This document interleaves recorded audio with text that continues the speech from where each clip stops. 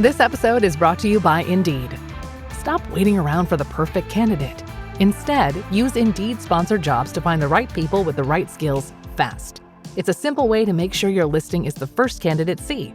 According to Indeed data, sponsored jobs have 4 times more applicants than non-sponsored jobs. So go build your dream team today with Indeed. Get a $75 sponsored job credit at Indeed.com/podcast. Terms and conditions apply.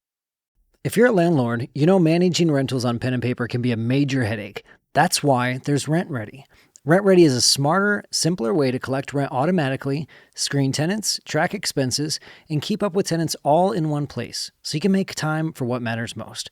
Try RentRedi today, risk-free, starting at just $5 a month at rentredi.com. That's RENTREDI.com.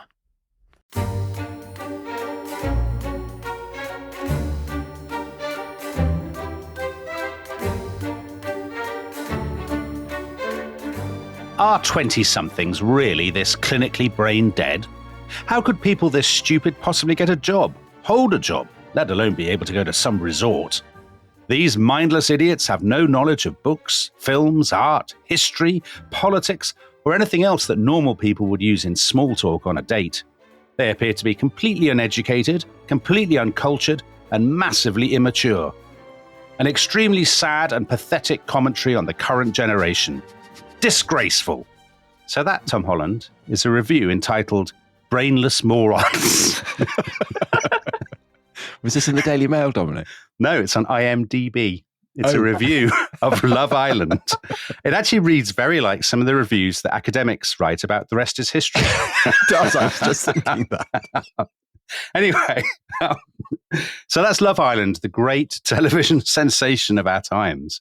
And Tom, last year we did a Rest is History special themed around Love Island. We did. And you enjoyed it so much, you wanted to do it again. Well, they do Love Island every summer. Right. So if they do Love Island every summer, we should do Historical Love Island every summer. Yes. So last year's winners were Stanley Baldwin, your great hero, yeah, 1930s Prime Minister, and the Empress Theodora. And they made a lovely couple. They did. And we should explain to listeners who are not mad. Wondering what the hell is happening here. Yeah, who are not brainless morons. We should explain to these listeners what's going on. And to do that, Tom, we have recruited an absolutely tip-top expert, the same expert who joined us last year, one of Britain's leading Love Island connoisseurs. And that is, of course, would you like to introduce her to the audience? Yes. So this is my daughter, Katy, who actually introduced me to Love Island because Katy and her sister Eliza watch it a great deal and talk about it a great deal.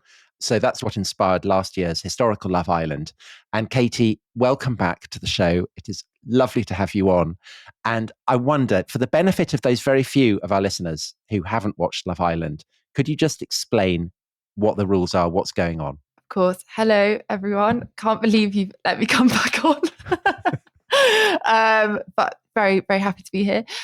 Yes, so for anyone who hasn't watched Love Island, firstly, do it.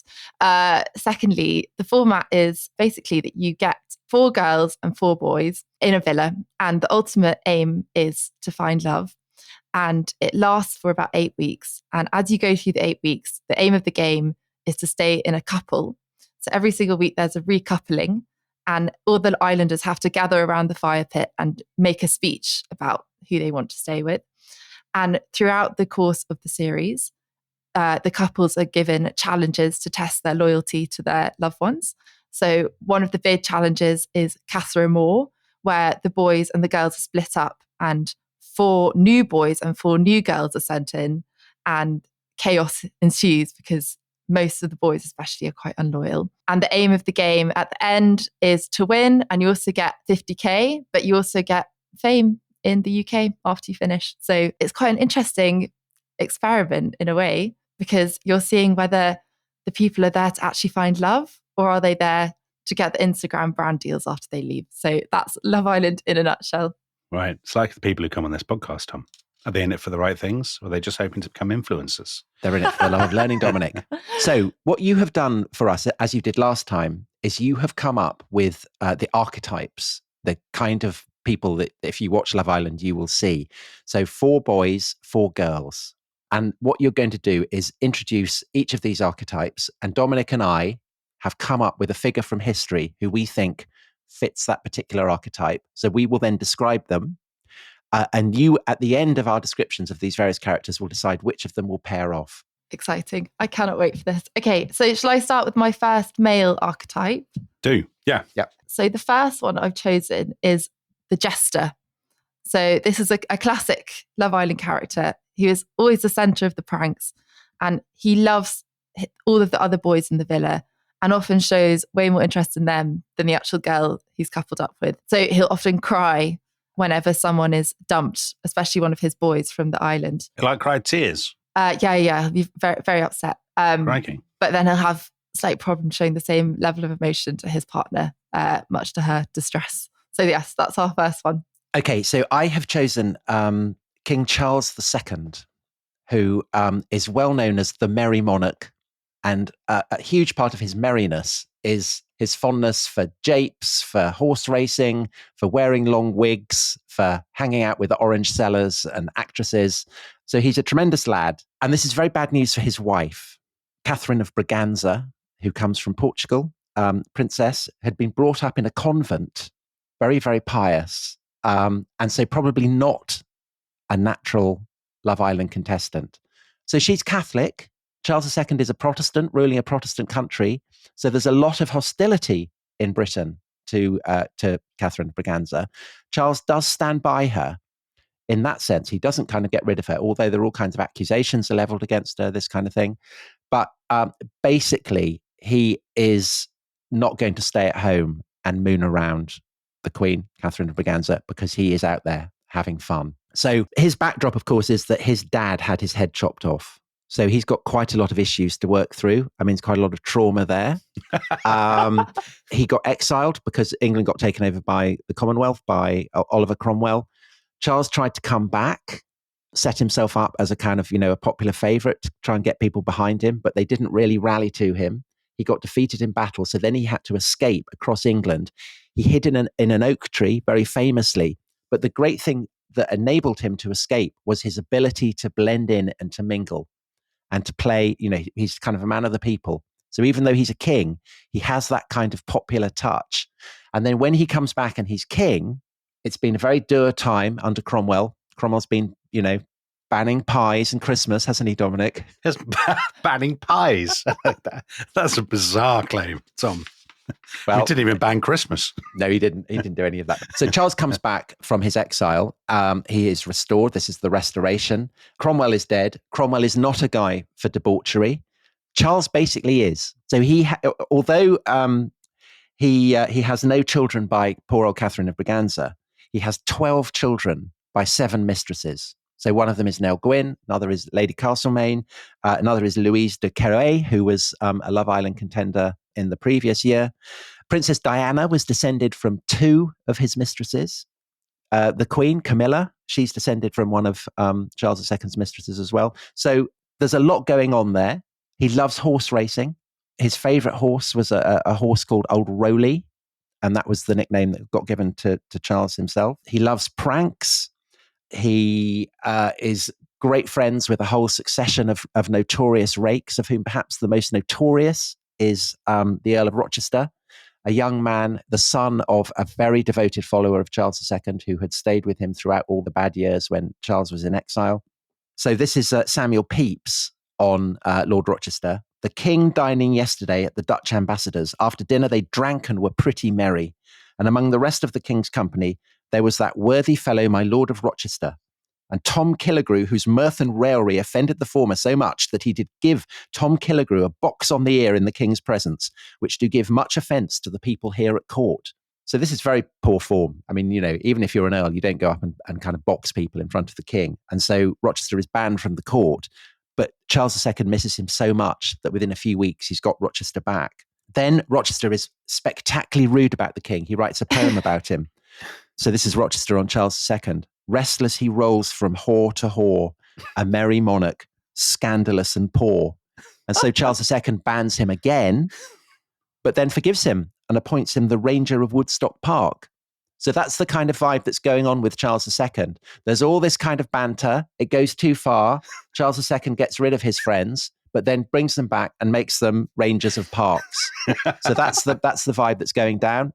I think he'd be a great contender. He's a good contender, Yeah, Tom. yeah. He's a very good contender. I should say, actually, you can dump a fellow islander if they rub you up the wrong way sometimes. Okay, so if the Earl of Rochester was on the island and going too far, pushing the pranks too far, Charles would probably get the Earl of Rochester off. And Charles would have to do a speech saying why he's dumping him. Right. So say, that poem was too far, Earl of Rochester, you're off. But could he then take it back? Yes, then he can come back in a shock twist. All right, let's have your next one, Katie. What's your next archetype? It has to be a woman this time. Okay. Or a girl. Sorry, a girl. They don't call them women, do they? No, they call them a girl. Yeah, very good, Dominic. So the first girl I have is the Minx. Brilliant. So a very vivid character from Love Island who comes up every year in some kind of form. So she'll come in straight away, couple up with someone, proclaim her love for them in 5 days.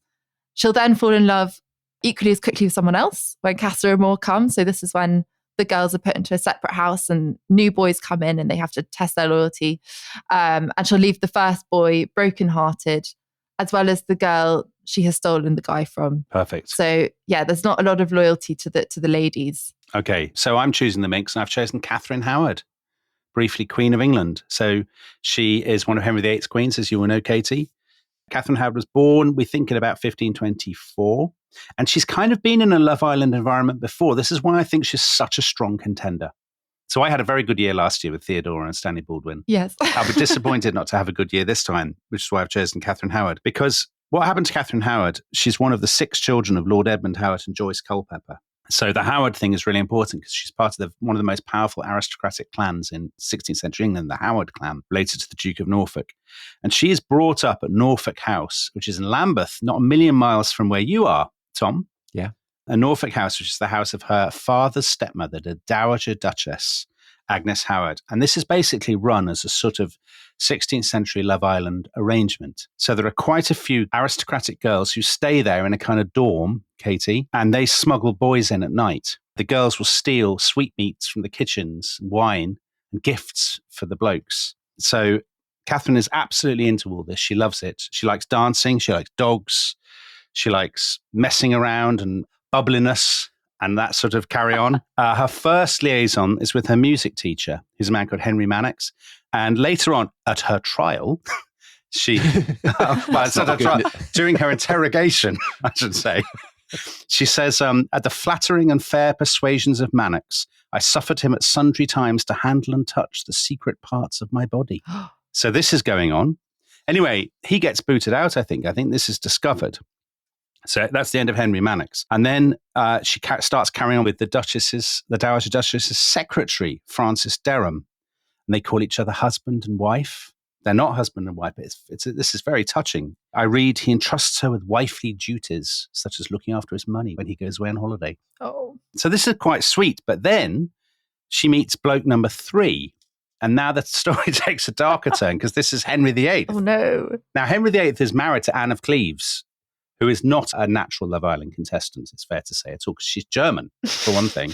So she's not laugh a minute. She's basically got Angela Merkel's personality. And the Howards push young Catherine Howard in front of Henry. They make sure she's sitting near him at parties and things. He thinks she's a brilliant person. He, by the way, at this point is an elephant of a man and much older. Has his ulcer kicked in? His smelly ulcer? His ulcer has kicked in on his leg. So he's got this stinking ulcer on his leg. But love conquers all, as you know. So in the Casa Amor. Yeah.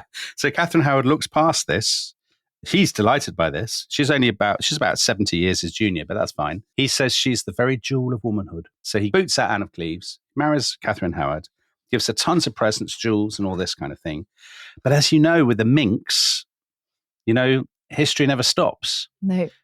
They go off on a tour of the North, but Catherine has eyes for a new player who is a man called Thomas Culpeper, one of Henry's mates, one of his hunting friends. Thomas Culpeper has a slightly unsavory past. He's been accused of raping a park keeper's wife and then murdering somebody who tried to restrain him or something. This wouldn't play well with Love Island audience. Well, it's very Charles II and Rochester, actually. Henry was very cross at first, but then forgave him and said, listen, he's a great laugh.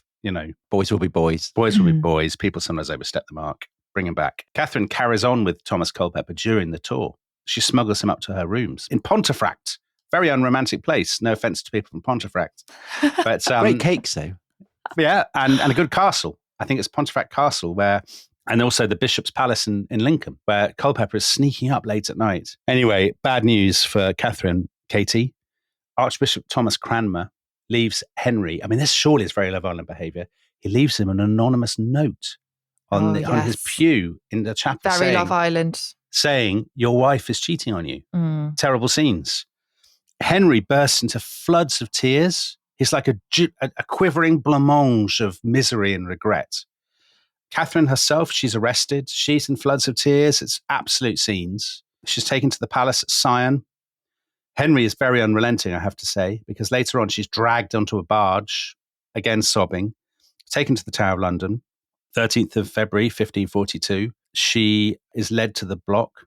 Beforehand, she'd been very cool. She'd been practicing, laying her head down, practicing for the execution. But when the moment comes, apparently it's terrible scenes. She's pale, she's terrified, she's shaking. They have to help her up the steps. And then the blade comes down. That's the end of her story. And do you want to know what the top historian, David Loades, says about Catherine? How sympathetically he describes her and her story in his History of the Tudors. He says, she was a stupid and oversexed adolescent, a wanton slut who behaved like a whore. When did he write that? It was about 1990s or something. Wow. I think his historiography is very different in those days. And her ghost haunts Hampton Court, isn't it? I believe so, yeah. You can hear her screams echoing down the corridors. The story is that just after she was outed, after she was discovered, her dancing masters arrived to teach her regular dancing lesson, and the doors were closed. And the guard said something like, "The days of dancing are over." And they were for Catherine Howard, Katy. Oh, gosh. So you can put that right today if you find the right partner for her. Well, yeah, I guess there's the beheading thing to link her and Charles, maybe. Yeah, they've both got beheading histories, haven't they, in various ways? Although maybe she wouldn't know she's being beheaded when she's in Love Island. I don't know if they know the whole life journey. Well, I mean, she'd be dead if she did. Oh, I see. They don't know what's going to happen to them or what has happened to them. I guess her ghost could come. That's a bit niche, isn't it? A bit niche. She's sitting there without her head round the fire pit. That would be very odd for people. I think we should actually have the next contestant because we're running out of time already. Okay, so I'm going to go back to the men. So this one is the devoted one. This character will most likely pair up with someone like the Minx. I don't want to predict, but he will be hurt by her. But he's so blinded by love that he is willing to be humiliated over and over again. Okay, so I have nominated Sir William Hamilton, who lived in the 18th century. He served as an MP, and then he became the British ambassador to Naples, to the Kingdom of the Two Sicilies, as it was called. And to begin with, there would be nothing at all about him that would suggest that he would in any way make a good Love Island contestant. He's absolute model of sobriety. So he's married to his wife, Catherine, whom he absolutely adores. His interests, he's very, very interested in Greek and Roman pottery.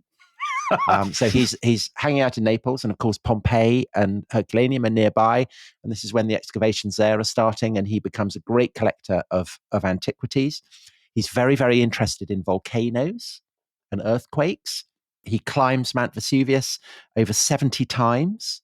He takes guests up there. One time he takes his friend, the 4th Earl of Bristol, up there, and the 4th Earl of Bristol burns his arm on a burning piece of lava. So that's probably the most exciting thing that has happened to him in the course of his life.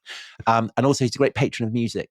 And so he entertains the 14-year-old Mozart in his ambassadorial residence. But as I say, there's nothing there, I think, really that would interest the contestants of Love Island. But then in 1782, his beloved wife, Catherine, dies, and Sir William is devastated. "I must forever feel the loss of the most amiable, the most gentle and virtuous companion that ever man was blessed with." I mean, very, very touching. And he's very upset. So he goes back home to England to kind of recuperate emotionally. And he stays with his nephew. And his nephew has a very young mistress who'd been born Amy Lyon. And she'd worked variously as a housemaid, a dancer, an actress, and a courtesan. And it is as a courtesan that she is staying with Sir William's nephew. And she has taken on the name Emma Hart. This is her kind of stage name. When Sir William meets with Emma, she is 18 years old. And he's an elderly widower. And he's a little bit smitten with her. And he goes back to Naples, and he's very, very lonely. After having lived 22 years en famille, it is most terrible to live chiefly alone. he writes to his nephew. And the nephew by now is getting a bit bored of Emma Hart. He wants to dump her and move on to someone else. So he is very much a Love Island contestant. I mean, he'd be an absolute player. And so he decides, I can see that my uncle, he's quite keen on this young girl. I will fob her off onto him. And so he packs Emma Hart off to Naples. And Sir William's a bit nonplussed that he's been sent his nephew's ex-mistress. But he's very chivalrous. And so he puts her up, and indeed her mother, who's come with her. That's a a weird twist. detail. Yeah. So that probably doesn't happen in Love Island. The contestants don't bring their mothers with them, do they? They actually do in the last week, but to kind of see if they approve of their partner. Okay. So he puts Emma and her mother up in a palazzo, and then he falls increasingly in love. And within 5 years, he's not only head over heels in love with her, but he's decided he's going to marry her. So they go back to London. They get married there. Emma is now Lady Hamilton. They go back to Naples. Emma Hamilton becomes a great star. So she becomes a huge friend of the Queen of Naples, who is the sister of Marie Antoinette, daughter of Maria Theresa, the Empress of Austria. So this would be very, very Love Island. She does what are called attitudes, which involves her dressing up in kind of wispy classical style swimsuits and doing poses next to the fire pit. So this would be tremendous. Perfect. But she's not a contestant, he is. No, she becomes very fond of Sir William, who she describes as the best husband and friend. And they seem to be ticking along. But then in 1798, the most famous man in Britain, who has just beaten the French fleet at the Battle of the Nile, he sails into town. And this is Horatio Nelson. Oh, crikey. And Emma starts having a fling with him. Everyone's terribly embarrassed on behalf of Sir William, but he puts up with it. He doesn't mind. I think partly because he's so devoted to Emma, and partly because he thinks as British ambassador, it's his duty to allow the hero of the hour, Lord Nelson, to relax any way he wants. And if Nelson wants to relax with his wife, then it's his patriotic duty to facilitate that.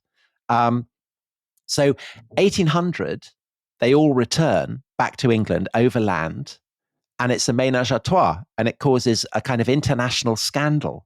And they arrive in London, and the three of them together take rooms in a hotel.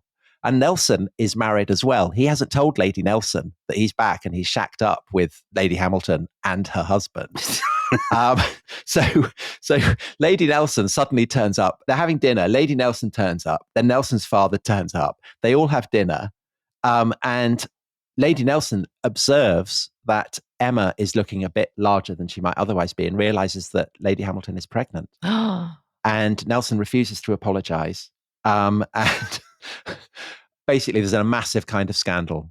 It's all over the press. There are cartoons, journalists kind of door-stopping them. Very, very kind of, they're being papped everywhere they go. It's cartoonists are scribbling. And poor Sir William is a butt of, public mockery. He's the most famous cuckold in England, but he still doesn't mind.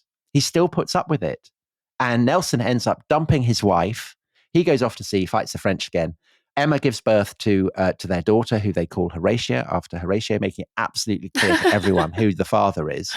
Oh. And Nelson buys a house in Merton, and the three of them go and live there. They go on holiday together. They go on holiday to Wales. And they go. They have a beach holiday in Ramsgate. And then in 1803, Sir William collapses and he dies in Emma's arms, and he leaves her all his money. Oh, Sir William. Leaves her £800. Katy, are you crying? Yeah. He has stuck with her through all this kind of stress. He's put up with the public humiliation of being laughed at, of having cartoons done about him. So I think he is an absolutely model Love Island contestant. Okay. Katy, what's the next contestant, please? Okay, so we're going to go back to the girls. The next one is the resilient one. Okay, brilliant. So quite similar. So she will get rejected over and over again, but she always keeps her head held high. Regally high, would you say? Imperially high? Definitely, regally high. The public are impressed. Brilliant. They keep her until the final, despite her palpable lack of success in the boy arena. Splendid. So I have a perfect candidate. She is the Empress Zoe of the Eastern Roman Empire, or the Byzantine Empire, as people often call it. So Katy, she was born in the year 978 or thereabouts. She's one of the three daughters of the Emperor Constantine VIII. The Byzantine historian Michael Psellus says of her She was regal in her ways, a woman of great beauty, most imposing in her manner and commanding respect. A woman of passionate interests, prepared with equal enthusiasm for both alternatives, death or life. She was open-handed, the sort of woman who could exhaust a sea teeming with gold dust in one day. Her eyes were large, set apart with imposing eyebrows. Her nose was inclined to be aquiline, and her whole body was radiant with the whiteness of her skin. That may be an issue with all the fake tan. I don't know whether that's a problem. But he also adds, she confused the trifles of the harem with important matters of state. Oh. Which I think is quite Love Island. So Yeah. she has a bit of bad luck. Well, she has a lot of bad luck in her life. She first appears in the history books when her uncle, who's the Emperor Basil II, decides he's going to marry her off to the Holy Roman Emperor Otto III. She's all excited. Everyone says she's a top beauty, really pumped for it. She sets sail from Constantinople. She arrives in Bari to marry Otto III, and she's told he's actually dead. He's died of fever. Oh, no. So miserably, she has to sail back again to Constantinople. And this is a bit of a blow for her, Katy, because she spends the next 27 years effectively locked up in the palace, stuck in her apartments. So that's very boring. But then her time comes at last. Her father, Constantine, dies of old age. And she is basically the next person standing. So, but she needs to marry to become empress. And her father has already arranged a marriage for her with an old man who's the governor of Constantinople, who's called Romanus Argyrus, who becomes Romanus III. Now, he's this sort of wizened old bloke. She has no interest in him at all. She becomes infatuated with a young courtier called Michael the Paphlagonian, and she starts an affair with Michael. Romanus he's a bit of a William Hamilton type because he allows Michael to become his personal kind of attendant. But she and her husband fall out, so she basically gets Michael to murder him. The emperor is drowned in his bath. That's very extreme Love Island behavior. And Michael becomes the emperor. But Katy, how does he reward her? He banishes her to the women's apartments again, where she'd been for 27 years, and says, I was only going out with you because, for the Instagram. What a skunk. Clicks or whatever. Yeah. So was it fake grafting, Dominic? It was fake grafting, as I believe they call it on the island. But fate turns against him, or the audience turn against him. He's epileptic, and this gets worse and worse. He gets dropsy, edema. He swells up like a balloon with water, and his legs become gangrenous. Gangrenous, and he dies. She's still hanging around, though. She reemerges from the palace. She says, I need another emperor. She adopts his nephew, who's also called Michael. Right? So this is Michael V. At this point, Katy, he also turns on her. Oh, no. He tries to banish her to a monastery on the Prince's Islands in the Sea of Marmara. But the audience by now, they admire her resilience. Yeah. She's become a bit of a favorite. Yeah. So the audience, they literally riot. People tearing through the streets. Michael goes and hides in a church. I don't know how much church going takes place on Love Island, but he's not the contestant, she is. He's dragged out of the church and he is blinded by her chief sort of captain of the guard, who's a man from the north called Harold Hardrada. So he gouges Michael's eyes out. That's the end of Michael. She needs another husband now. She's had a lot of bad luck. She needs another husband. The bad news is she's now 64. The good news is the Byzantine historian Michael Sellers says every part of her was firm and in good condition. So she'd still look good in a swimsuit. Exactly. Exactly. So she's still... Katy, don't be ageist. We're not ageist on the rest of history. No, it's just the description from the historian. Different times. Different. That's journalists for you. Yeah, it's journalists, exactly. So she now marries somebody called Constantine Monomachus. He is about her age, thank God. And he's a former ladies' man. He's very loose. He's very urbane. I imagine him as Charles Dance. Crazy name, crazy guy. So she marries him. But there's bad news. Constantine Monomachus brings with him his mistress, Maria Scleraina, who lives with them in the palace, who's a raven-haired beauty. And for poor old Zoe, I think this is a little bit humiliating. And so she dies in 1050. She's lived to a ripe old age. So she's lived to mid-70s. But she's never really, she's been knocked down again and again, but she's always dragged herself back up. And she's very much a crowd favorite. They will riot and gouge out your eyes if you cross Zoe. And the thing is, Dominic, that Byzantine empresses have a track record in Love Island, don't they? Well, Theodora won. Yeah. I would imagine that Zoe is very conscious of that. Yeah. One of her predecessors had won Love Island. I think as well that business about being firm and in good condition is a real, when I saw that, I thought, Yeah. She's a contender. She's a definite contender. The viewing audience would be impressed by that backstory. Anyway, I don't want to prejudge. I don't want to prejudge what you're going to decide, Katy. I don't want to put pressure on you. She's my favourite. You know who I think would be good for her would be Sir William. Are the public ready for two quite elderly winners, Tom? That's the question. I think they are. Well, time will tell. Yeah. Because we have to take a break, don't we? So what sort of adverts do they have in Love Island, Katy? eBay is a sponsor this year. Oh, crikey. We're not in that league, Tom. No. Sadly, we're more flights to Las Vegas, aren't we? Which is very Love Island in its own way. All right. We'll take a break now and we'll return for more contestants. See you in a second.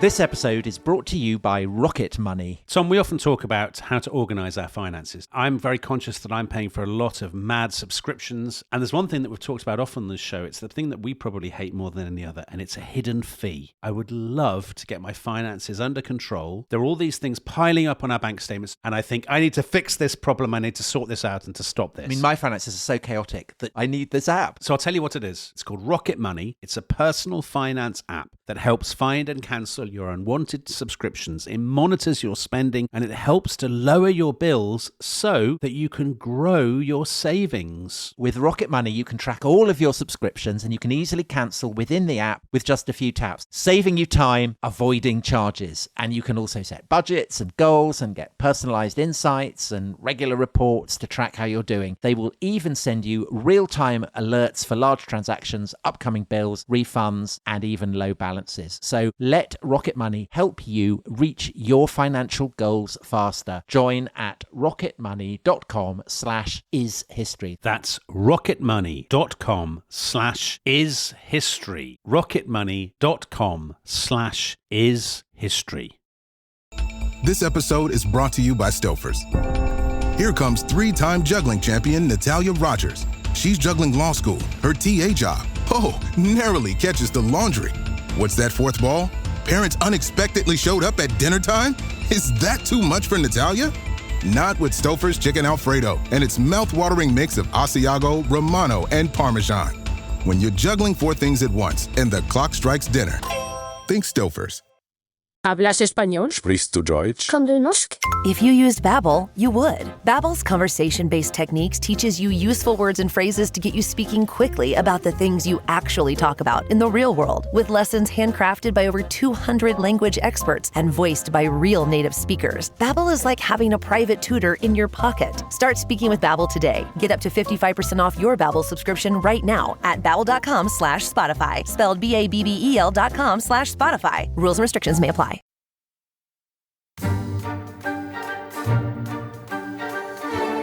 Welcome back to The Rest is History. We are on Love Island. What was that review entitled? Brainless Morons. No, I think the four contenders we've had, well, maybe three of them are clearly very smart. I don't think Catherine Howard is quite as smart as she might have been, but the other three. Okay, so you're back on, Tom. Katy, what's your next archetype? The next one is the power-hungry one. Ah. So this lady has applied for Love Island every single year, hoping to get her big break and become the new Molly May, who is one of the most commercially successful contestants of UK Love Island ever. And so commercially, she's had lots of kind of brand endorsements, that kind of thing. She's worth, I think, 5 million now. So she will cause arguments with the other girls and pick them on purpose to get as much airtime as possible. The public sees straight through it, but they are conflicted. She's not very likable, but she also brings the drama. Okay, so Dominic has already chosen one Roman empress in the form of Zoe. I'm choosing another one, and this is the wife of the Emperor Nero, his great beloved, Poppaea Sabina. And she was the most fashionable woman in Rome, incredible beauty, unbelievably stylish, had kind of amber hair. Nero would send to Denmark for amber, and then he would decorate his palace with it as a tribute to her. She actually had her own brands of cosmetics, which were, people wanted to look like her. She would bathe in ass's milk to protect her complexion. Her mules, when she went out on trips, carrying her luggage, they would all be shod with gold. So she is absolutely the cutting edge of fashion, and she'd be an amazing, amazing influencer. Every sponsor would want her, I think, advertising their products. But she is a bit of a baggage. I mean, she is a bit of a piece of work. And I think that may be because she had quite a tough upbringing. She was the daughter of a guy called Titus Ollius. And so originally she was called Ollia. But then he gets caught up in a kind of court scandal and gets ruined. And so she then takes the name of her mother, who is also called Poppaea Sabina. But then Poppaea Sabina gets forced to commit suicide by the Empress Messalina, who's a love rival. So Poppaea Sabina absolutely has a sense of how high the stakes can be on Love Island, that, you really have to play it hard. So Poppaea, both her parents have been ruined. One of them has been disgraced. The other one has been forced to commit suicide. And so she's looking for a partner who can help her get a leg up in this competitive world of influencing in Julio-Claudian Rome. So she marries the head of the Praetorian Guard. So you'd think he'd be a banker, but then he gets removed. So that's no good. So she dumps him. And she moves on to a guy who is the best friend of Nero, a man called Otho, who again is very, very stylish, wears a cutting edge toupee, depilates his legs. So he's kind of literally very, very smooth. And then a bit like with Nelson and Hamilton and Emma, they all get involved in a ménage à trois. And the gossip columnists are obsessed by this. So there are lots of different interpretations in the press about what's going on. So maybe Otho had boasted to Nero too much about how sexy his wife was, and Nero's kind of moved in. Or maybe they're having a threesome and then Nero decides that he wants Poppaea for himself, or whatever. Who knows what's going on? But basically, Nero decides that he's going to marry Poppaea for himself. And so he sends Otho off to govern Portugal. But there is a problem that Nero is already married to his stepsister, Octavia. Poor Octavia. And so Poppaea is saying, I'm not just going to be your mistress. I want to be the empress. I want to marry you. So poor Octavia, Nero is now obsessed with Poppaea Sabina. And so he accuses her of committing adultery, which is absolutely shameless because Nero's been committing adultery left, right, and center. Octavia gets sent off to a remote island off Italy. And then Poppaea Sabina demands that she be executed. So Nero is so smitten by this point that he sends a guard to go and chop her head off and brings Octavia's head back. And everyone revolts, don't they? They do. Yes, they do. As you say, Poppaea Sabina is quite unlikable. And Octavia, people in Rome feel very sympathetic about her. But that doesn't stop Poppaea because she knows that the key is to get off with the emperor. Yeah. So Octavia ends up dead. Her head is brought back to Poppaea, and Poppaea keeps it as a kind of souvenir. So she's quite tough. Yeah. She's very good at the brands. I think she'd be an absolute player on Love Island. Yeah. I don't think you'd want to come up against her. Nothing will stop her from getting the donkey milk brand deals after she leaves. Exactly. Yeah. Exactly. And she ends up dead because Nero ends up kicking her to death. So it all turns out badly. Yeah. I can see her and Empress Zoe having some serious clashes. They'd have some real beef, wouldn't they? They would. And I think I'd probably back Poppaea. But you? What, Zoe's never beaten, Tom? Well, we'll see. I mean, she doesn't get her head cut off or kicked to death or any of these things by Nero, by her own husband. That never happened to Zoe. Zoe made sure her husband died first. Yeah, but Poppaea has a glamorous ending. That's much more Love Island. She's a loser, though. She's a loser. Also, Poppaea, I guess, could say, look what I did to Octavia. You'll be next if you cross me. Yeah, but Zoe wasn't next. She never was. Anyway, this is all part of the excitement of it. But we need some more contestants. Okay. So who's next, Katy? Okay, I'll go to a boy. So the next one I'm going to do is the other jester. Yep. This guy will be a duo with Charles II. And he is much loved by the public and deeply in love with his lady, but repeatedly stung by her. Will go on to become a very much loved presenter of shows on Channel 4. Like Nick Knowles or somebody like that. Yeah. Isn't he a presenter of things on Channel 4? Anyway, listen, my choice is somebody who would definitely get on well with Charles II. It's Russian Tsar Peter the Great. Oh. So Peter the Great was born in 1672, Katy. The key thing you need to know about him is he's 6'8". He's a massive bloke. He's incredibly imposing. He's a real roister doister. He loves his dwarfs, doesn't he? He loves dwarves. We'll get on to the dwarves. He expands the frontiers of Russia enormously, beats the Swedes, who were previously their big rivals in the Baltic. He builds a Russian navy. He leads a kind of cultural revolution. He's a man of the early Enlightenment. He wants to transform Russia into this great sort of modern powerhouse. But he's a man who knows how to party, loves pranks, loves partying. So in 1698, he launches what he calls his Grand Embassy.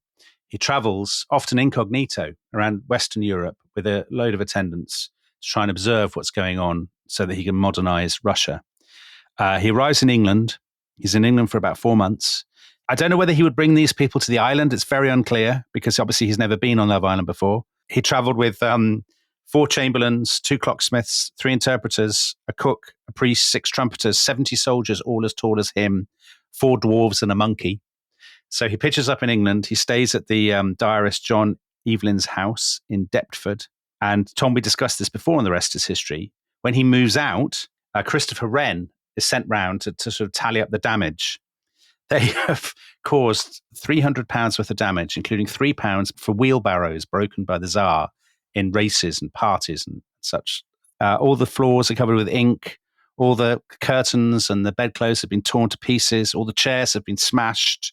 300 window panes have been broken. The garden has been torn up. And this is just in the course of their kind of roistering. He had a mistress, an actress called Letitia Cross. When he left England, he said, here's £500, which is the equivalent of more than £1 million today. She was absolutely gutted by this. She said, I'm worth a lot more than this. And he said, frankly, I think I'm being very generous. I think you're overpaid given the nature of your services. He goes back to Russia. Anyway, as Tom said, he's massively into dwarves. He stages a wedding for his favorite dwarf in 1710. He orders that all dwarves in Russia be brought to St. Petersburg.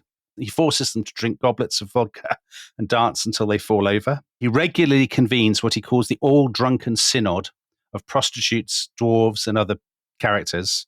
And he tells each person at this party, this all-drunken synod, your name is going to be Archdeacon Thrust the Prick, or you're going to be called Archdeacon F off, or any of these kind of things. So that's all great fun. He's a great lad. He's a great roisterer. Now, the obvious issue is what about his love life? He's deeply in love with his lady, but repeatedly stung by her. So he's married twice. His first wife was called Eudokia. They had an arranged marriage, but they fell out. And Peter exiled her to a convent in Suzdal. And he thought, she'll go and she'll be like a nun and that'll be lovely. But no, she starts an affair with an officer called Stepan Glebov. And I think it's a sign of what a lovely fellow Peter is, how much he's hurt by this, that he's so upset that he has Stepan Glebov impaled on a stake.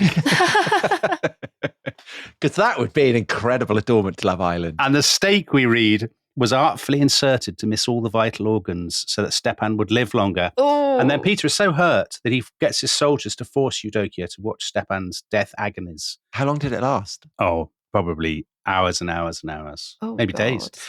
So that's that. He also has a bit of bad luck. He has a Scottish mistress called Mary Hamilton. But it turns out that she's been stealing from his second wife, the Empress Catherine. So again, Peter is very, very hurt and he has her beheaded. But then in a sign of his sang-froid, his cool and composure, which I think would strongly advantage him on the island, he goes up and he picks up her head and he shows it to the crowd and he gives them a lesson on anatomy, pointing to the head. So it says, he pointed out the sliced vertebrae, open windpipe and dripping arteries before kissing the bloody lips and dropping the head. Oh. So again, that's a bit gruesome. Yeah. A lot of listeners will say Peter the Great sounds like a terrible man. So to make them feel better and to curry favour with that element of our audience, I will say the good news is he died of hideous bladder problems. So at the end of his life, surgeons managed to extract 2 litres of blocked urine from his gangrenous bladder. And he dies of a gangrenous bladder a year later. So he's quite a character. In fact, Tom, we're going to return to Peter the Great next year. Yeah, we are. On The Rest is History, a little series on Peter the Great and the Great Northern War. What kind of Channel 4 series do you think he'd end up presenting? Don't they do things like Naked Bodies? Naked Bodies, I was going to say. Yeah. He would do that with naked severed heads or whatever. Yeah. Wouldn't he? There's a lot of severed heads in this villa. That would be the bonding point. That's history. That's history, Katy. Yeah. Severed heads and impaled bodies. And impaled bodies. That can be their icebreaker at the beginning of the season. I'm not going to prejudge anything. Again, I don't want to influence you, Katy, but I think he'd get on brilliantly with Zoe. Ooh. Why do you think he'd get on with Zoe? They're both the Emperor and Empress. We can't get into discussion now. We've got She had people's eyes gouged out. Dominic, stop. Stop it. We've got to get on. All right, Tom, it's your go. Okay. So this is my last girl. The last girl is the out of place one. So she works in a crazy job like a landmine disposal and agrees to go on Love Island because she thinks it would be a great platform for the social cause she believes in and that it will push her out of her comfort zone. And in a nice twist of fate, she actually ends up falling in love. So I have chosen Mary Fisher, who was a housemaid, lived in Yorkshire in the 17th century. She was born in 1628. But then in 1651, she is serving at table and she hears this guy called George Fox preach a sermon. And George Fox is the founder of a group called Quakers. And Quakers, the Spirit of the Lord descends on them and they start shaking and trembling and roaring and crying and foaming at the mouth. And this is why they get called Quakers. And Mary Fisher decides that this is great. She's going to sign up to it. Quakers believe in absolute human equality. They believe in gender equality. They believe in giving away all their earthly possessions. And this really appeals to Mary. So she becomes a Quaker. And I think that you might think that going around the world preaching about the Spirit of the Lord might not be entirely Love Island behavior, except for the fact that Quakers are quite prone to making public statements by taking all their clothes off and walking around naked. So that might be something that the viewers of Love Island would enjoy in Mary's case. So she has quite a tough life because she is absolutely committed to spreading the good news of Quakerism. So she goes to Cambridge, where she protests against the students who are all being trained to become vicars. Quakers don't really approve of vicars. And because of this, she gets taken to the market cross and flogged. And she is the first female Quaker to be publicly whipped for her Quaker ministry. Then she goes off to America. She goes to Barbados, where she manages to convert the governor to become a Quaker. And then she goes to Boston, and here she has a terrible time because the Bostonians don't approve of her at all. The moment she lands, she gets arrested, imprisoned, stripped.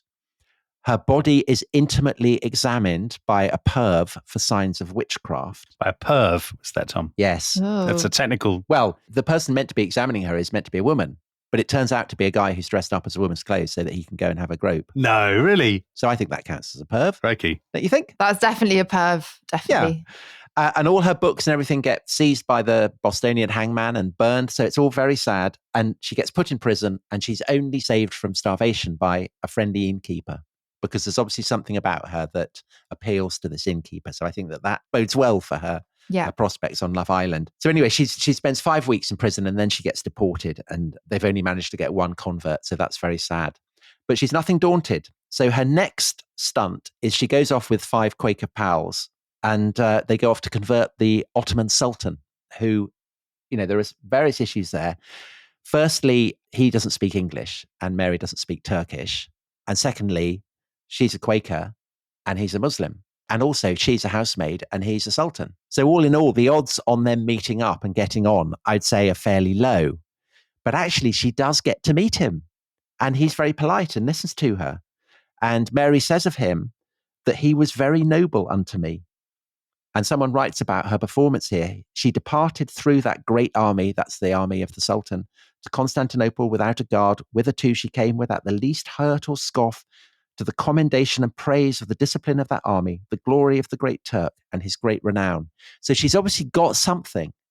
This impecunious, slightly mad housemaid has turned up and the Sultan himself has listened to her. She comes back, she meets with a sailor from Poole, marries him, he dies, and then she marries a guy called John Cross, and they are together for the rest of their lives, and they emigrate to South Carolina, where she dies in 1698.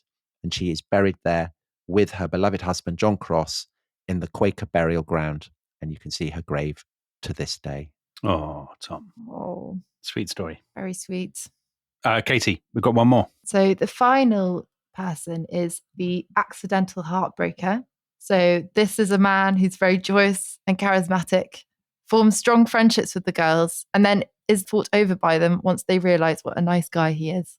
Okay, Tom tugged at the heartstrings the last one, and I've gone with an unexpected heartstring tugger, and a person who a lot of people will be surprised to hear me nominate in this category. So this is the former conscience of the Labour Party and of the Labour left, Tony Benn. The former Viscount Stansgate. Stung on his penis by a wasp. He was stung on the 6th of September 2000, Tom. I had a bath this morning and I must report it. A wasp stung my private parts. It's been stinging all day. Oh, no. I could feel this thing flying around in my pants and I tried to swat it and I probably did succeed and it responded by stinging me. Because that would be great on Love Island, wouldn't it? People would love watching that. That would go on Love Island Best Bits, which are the bits that don't make the main show. So Tony Benn is a very implausible candidate on Love Island because he's a man of enormous enormous political sort of piety and seriousness. So his father was a Liberal and then Labour MP. His mother was a feminist suffragist theologian.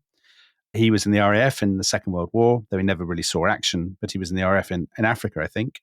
He is motivated, as I'm sure Tom would agree, by this extraordinary kind of nonconformist religious passion.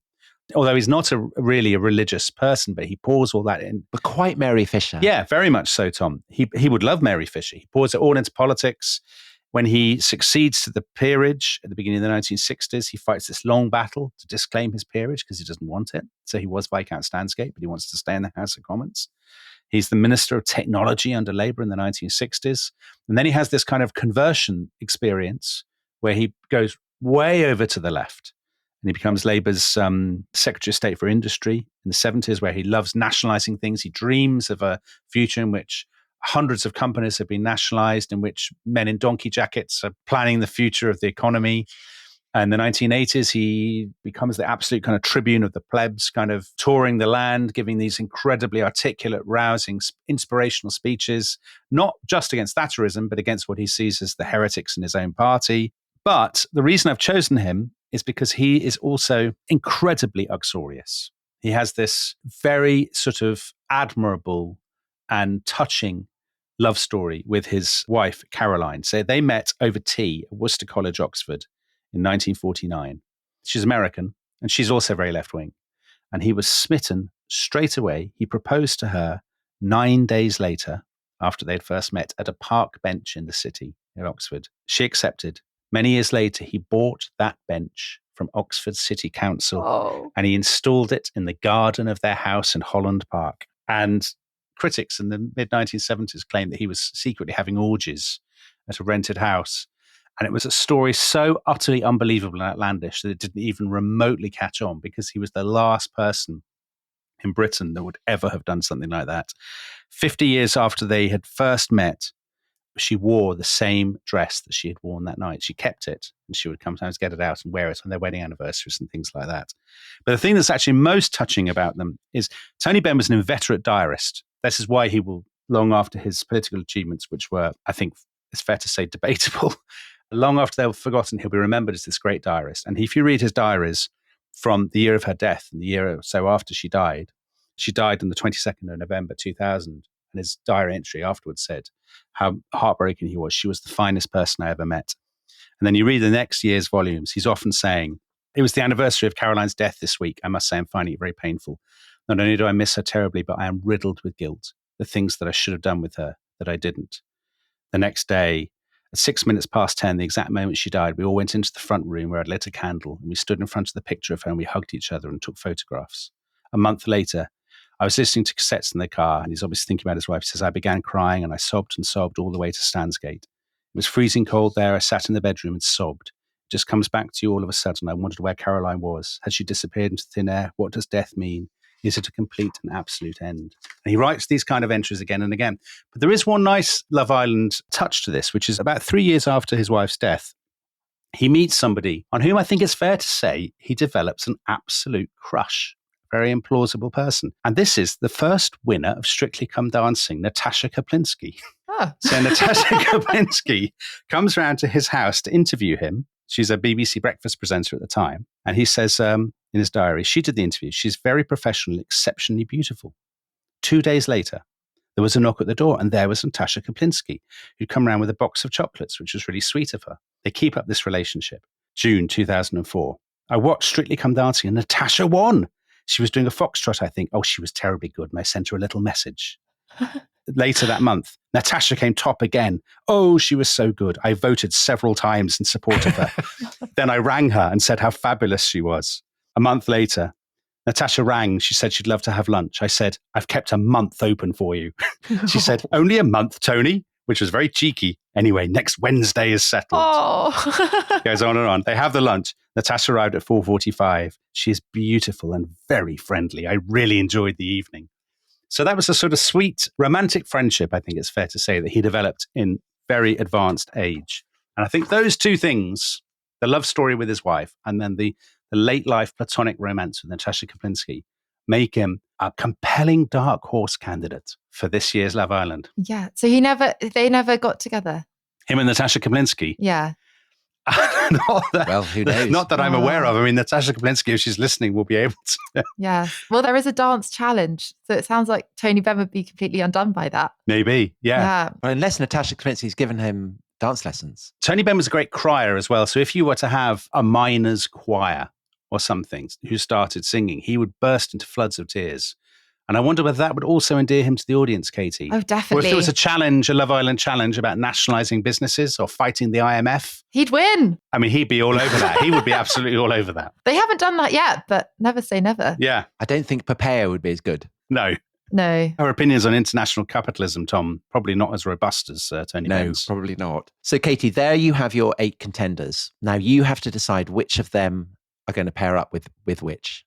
What do you think, having heard them? Instinctively, I'm going to pair up Peter the Great with Poppaea Sabina because I think she would be attracted to his name. She would see some opportunity in that. And he's also got a bit of a cruel edge like Nero. So I think they would get on. Yeah. I would pair up Catherine Howard with Sir William Hamilton. Oh. Because I think she would see some opportunity to have some fun while also having a stable partner in the villa. I like it. Yeah, very good. I would pair up Empress Zoe with Charles II because I think the producers will want that to happen because they'll enjoy her being humiliated over and over by him. Oh, no. Poor Zoe. Poor Zoe. I feel a bit cruel doing that because she is my favourite, actually, but it makes good TV, so it's got to be done. And then, of course, I pair up Mary Fisher with Tony Benn because I think Poppaea Sabina will be attracted to Tony Benn and might try and ruffle some feathers. That sentence is not. That sentence has never been said in the history of human experience. Until now. You could have 1 million monkeys on typewriters writing for 1 million years and you never get that line. No. Right. Okay. So Peter the Great and Poppaea Sabina, Catherine Howard and Sir William Hamilton, Empress Zoe and Charles II, Tony Benn and Mary Fisher. Those are the 4 Love Island couples. And now, Katy, am I right? The rule is that 2 people who are called bombshells get introduced. Yes, exactly. And there's a chance to see if people are going to dump the people that they're with and move on to someone else. So we're going to introduce a man and a woman. And both of these are friends of the show, people who have already appeared in episodes, so will be familiar to lots of listeners. Yeah. And the man that I have chosen is Admiral Horatio Nelson. Ooh. There's a history there. He's walking in. One eye, one arm, a victor of many battles, man from Norfolk. Burning with zeal for King and Country. Yeah, King and Country keeps him warm. And of course, Sir William Hamilton. Well, I mean, is he going to glare at Nelson? They get on, I think. They get on, yeah. So they get on. So do you think basically any of the the girls, do you think that they might go for Nelson? I think they'll all go for him, but he'll be attracted to Catherine because he always wants what Sir William Hamilton has. Yeah. Oh. Yeah. History's repeating. Yeah. Would Catherine go for him? Yeah, 1000%. And then of course she would. Sir William Hamilton, sadly, would be dumped. Oh, he's been dumped again. But I think he'd go very graciously. Or do you think that they would live in a ménage à trois? He'd still tag along. Yeah, he might be brought back actually, so that they can. He'd stand outside the bedroom. Yeah, exactly. Looking sad with his vases. Oh no. Yeah, you can imagine the memes being made about him, I think.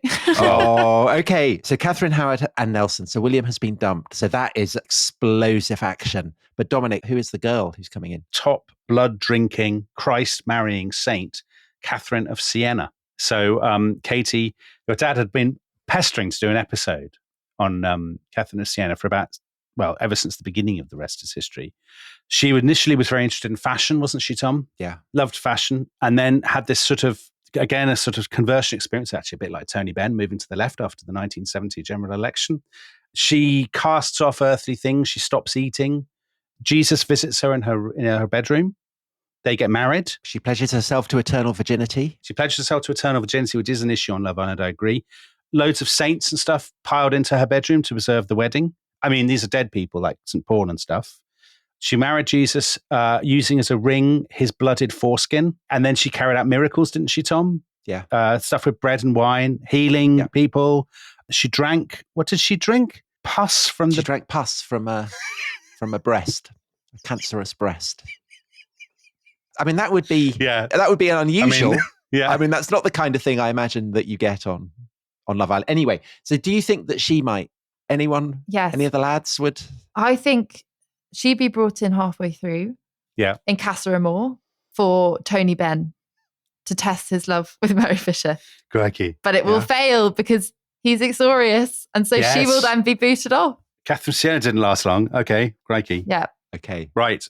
So the final couples, therefore, are Peter the Great and Poppaea Sabina, Catherine Howard and Horatio Nelson, Empress Zoe and Charles II, Mary Fisher and Tony Benn. You eliminate them, Katy. So 2 couples go to the final. Yeah. So which are the 2 finalists, please? I think probably Poppaea Sabina and Peter the Great because they'll have killed off most of the other ones. Yeah. And I think probably Tony Benn and Mary Fisher. Crikey, what a showdown. Oh, yeah. Yeah. What a showdown. What a showdown. I mean, this will say so much about the British people, won't it? About the British electorate.